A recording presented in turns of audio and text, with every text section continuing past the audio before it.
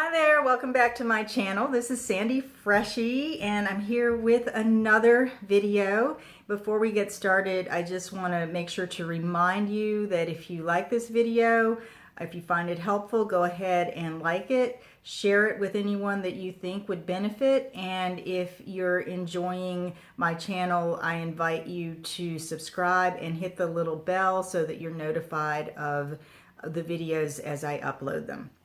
So today's topic is for projectors specifically, and it's building on the video that you saw last week on burnout. And this video is actually answering the question of why projectors are so susceptible to burnout. Now, in the time that I have been a human design specialist, I've worked with hundreds of projectors.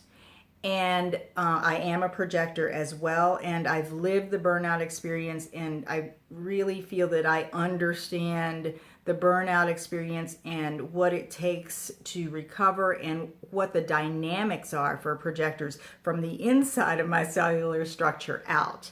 So I'm going to try to narrow this down because we could talk for hours about projectors and burnout and the burnout experience, and I just want to give you 3 reasons for you to begin to think about and to consider as you are taking your human design journey. So the first reason is that as projectors, we are actually here for other people. We're here to guide and direct other people who invite us into their lives. So we are actually hardwired, designed to be focused on others more so than we are focused on ourselves. So a lot of times we may not even realize that we're getting to that burnout place because we're so intent on helping others, on guiding others, and our attention and our energy is out here out here in another person usually. And that leads me to the second reason why projectors are more susceptible to burnout than any of the other types. And it's because of our aura. It's because of the projector aura. Being hardwired to be so focused on out here, on other people, on how to guide others, on what's going on out in with other people.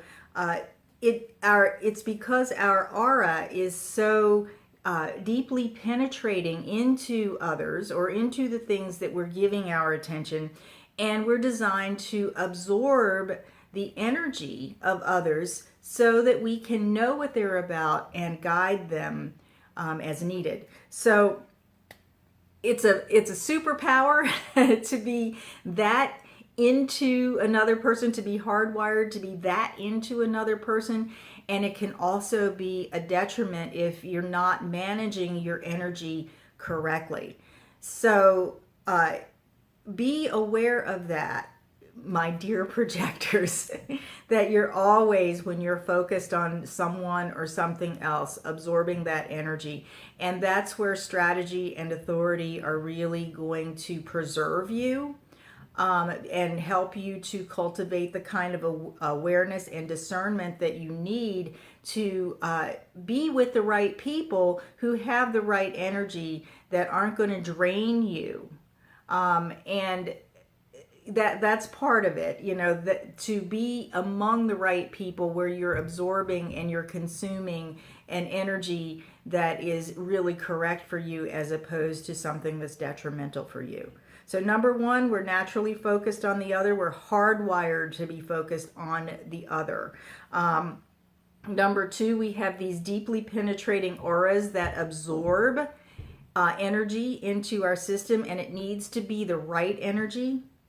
And number 3 is that we don't have a defined sacral center, so we don't really know when enough is enough. So when someone has a defined sacral center, manifesting generators and generators, when they have this defined sacral center, they all do, it's kind of like, it's a motor, and it's kind of like a motor that's a stopgap, or it responds. So it's going to respond to the need to rest.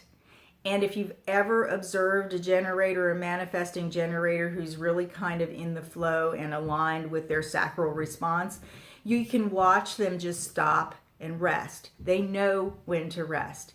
Now, those of us who are absorbing that energy, even the other non-sacral beings, the manifestors and the reflectors, those of us who are taking in the generators and the manifesting generators' sacral energy and amplifying it and distorting it, we don't have that natural stopgap. It's kind of like we're getting the spin-off of what's created by that motor without the actual mechanism to understand when enough is enough, when it's time to actually stop with the work. So there's a tendency with us projectors to be workaholics when we're around those who have that workaholic or who have that work energy. This used to happen to me all the time when I did work in a relatively large spa. We would work in 6-hour shifts. I called it, I would tell people that they worked us humanely because in a lot of spas you don't get breaks. We had to take breaks. We had to take a lunch. We had to take 15-minute breaks between clients. So it was easy work in that sense that there was always a built-in frequent break. But a lot of times, because I was new to my journey, I would be asked to stay over and maybe do part of another shift, or sometimes do a whole second shift. So there's 12 hours, right? And toward the end of if they would ask me toward the end of that 6-hour shift, I would check into my body and feel that I had the energy to do it. We're told to check into our body. That's one of those, that's self-care 101, right? Sometimes doesn't work for projectors. Because in the time that I was working with all those people and in the auras of all the people who were working there, most of whom were generators and manifesting generators, I was consuming and amplifying that sacral work energy. So when I checked into my body, I felt like I had all kinds of energy. So, of course, I would go and do several more hours or sometimes a whole other shift. And, of course, I would pay for it for days. So that's my personal example of not knowing when enough is enough and absorbing the energy of others and not really having a gauge for what's truly my limit, and actually wanting to be of service and being naturally focused on out here rather than really being in touch with what's in here. So as I mentioned, strategy and authority can really help you to gain those discernment muscles. And so will a really strong a really strong self-care practice. And the understanding of where you need to draw boundaries around your activities and your work. And it's not just work, it can be, you can be burned out by doing too many of the things that you were invited into that you love to do. Sometimes you have to put those boundaries up around your activities so that you can really take care of yourself, let go of the energy of others, practice good energy hygiene, and come back to your home. And if you haven't seen that video on the Airbnb, maybe I can, if I remember, I'll link it down here. You come back to your home so that this can all clear out. And then you can wait until the next time when it's appropriate for you to do work and engage in activities. So be very, very mindful of the vulnerability in your aura.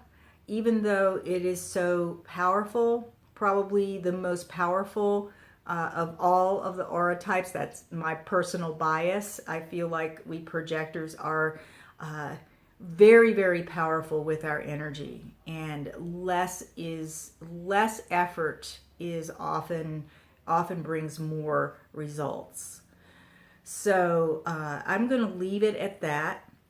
I welcome your comments, your experiences for those of you who are projectors, and if you love a projector, or if you have a lot of projectors in your life and you've observed some of these burnout dynamics, some of their burnout dynamics, and you want to comment on this, please do. This is a great conversation for us to begin to have. And if you want to continue this conversation further, I have a resource portal that I'll link to in the description that you can come and join. It's totally free to join. And next month we are doing a treasure hunt for you to put together your own burnout recovery strategy and plan. So come on over and comment on this video. Engage in the way that you feel that is satisfying for you and fulfilling for you to engage with us in this community. And until the next time, be well.